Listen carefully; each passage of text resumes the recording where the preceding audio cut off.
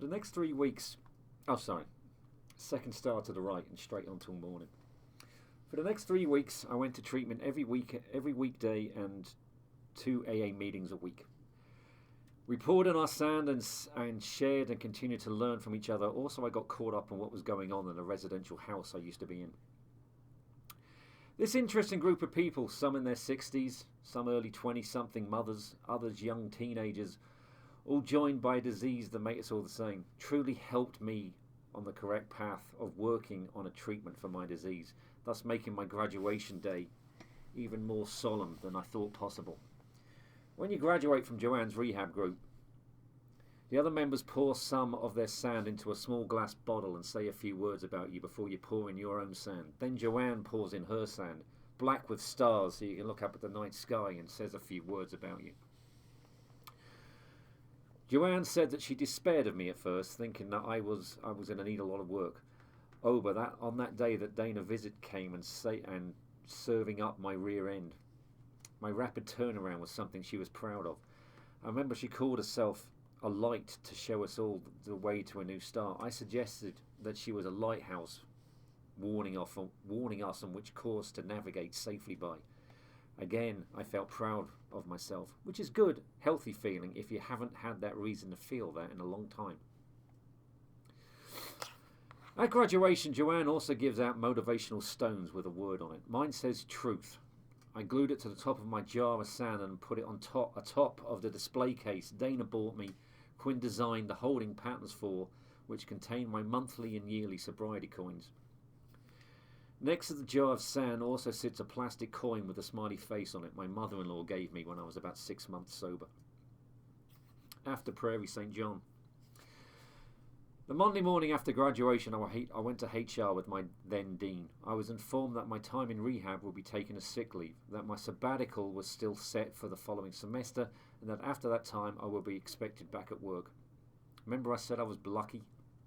I kept my job, no criminal record, no DUI, no financial ruin, due in a lot of careful money management from Dana that I was shamefully oblivious to. Our medical insurance covered almost everything, and my wife wanted to see if the person she first met was still around. No lies. First time this all hit me, I wept. In the first few weeks out of rehab, Dana and I went to 5 counselling therapy sessions at Prairie St. John, and I went to about the same number of solo sessions with an AA caseworker. Both of these were fantastically helpful for both of us, and I do believe that some of the sessions helped us reshape and rebuild our lives together. I typically attend 2A meetings a week. The Friday night one at St. Genevieve's, my home meeting, and the Saturday morning at Olivet Lutheran Church. I have missed a couple of these meetings from time to time. A fellow AA member explained to me that once you have missed moments of your life when you're only interested in drinking, and that, if you feel right about it, missing a meeting and spending time with your family is a wonderful part of sobriety. However, I always attend if we have no plans. For about the first year at rehab, first year at AA, I didn't speak. I needed to listen. Needed to learn how to stay sober. It is true what they say, any fool can get sober.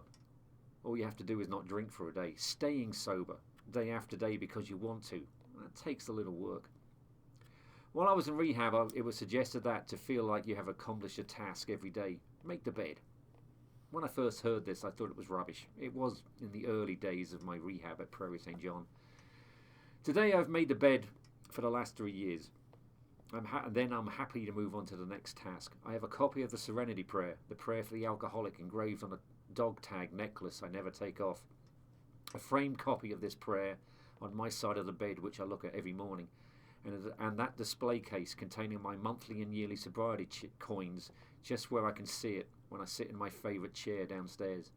These things remind me of how far I've come to date, and how each future day can be a good one. This disease also destroys your interests in healthy activities. When I was doing day release in rehab, Dana suggested that we try the new cycle bar in West Fargo together. Armed with a fledgling broad mind, I gave it a go. For me, the first few were hard, painful, and it was a long time since I had any exercise, and it was only about 1 month since my 6-day coma. Although in a way I had also been exorcised. Sorry, Catholic wagonism. Waggishness. Wagonism's not a word. Today, Dana and I go to spin 4 times a week. I believe Dana has done blogs about Cycle Bar before. Doing this together as a couple has been fantastic.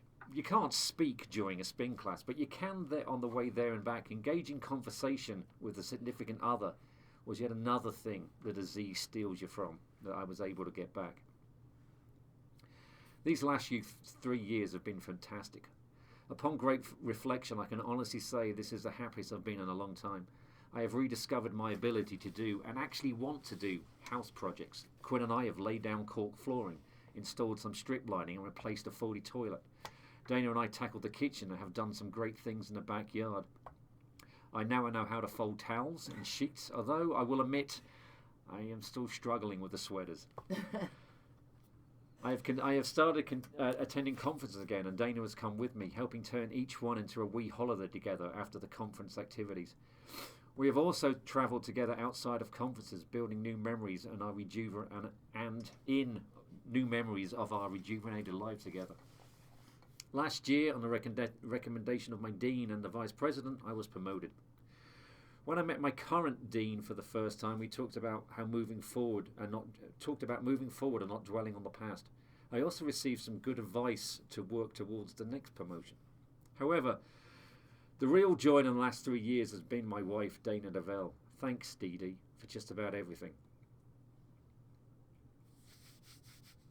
Did I mention I know how lucky I am? I can live with my disease. I can live my life with it. I am my very little happy life. There are many details I'd like to mention, but this might turn into a book, or Horror of Horrors, a textbook. I'd like to finish with mentioning my sobriety coins. Some of them, the 1-year ones, have a special meaning to me. My 1-year one I dedicated to myself, I guess for a good job well done so far. My 18-month one I dedicated to my Friday night AA meeting group. Living with this disease is a group effort. I dedicated my 2-year coin to Dana, my rock, for helping me get out of the hole I dug for myself with grace for the second chance and for a new life together. The 3rd-year one I dedicate to Joanne Spearing for being a lighthouse to me and so many others. And that's it. Good job. Thank you. You're not a super reader out I told you. I get into a blind panic. I'm a great public speaker. I know, Mazzy. It's can't okay. read. It's terrible. It's not terrible. Have a Kleenex. Thank you. You're welcome. Is your mascara spinning? It is. That's too bad. How's my lipstick? It's great. Okay. Yeah. That was lovely. Thank you. You got one more, right? I do. It was great. I don't think we need to comment. You got anything to say?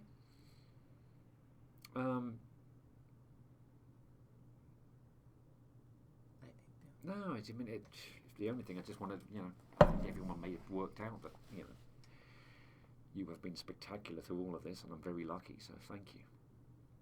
You're welcome. Thank you.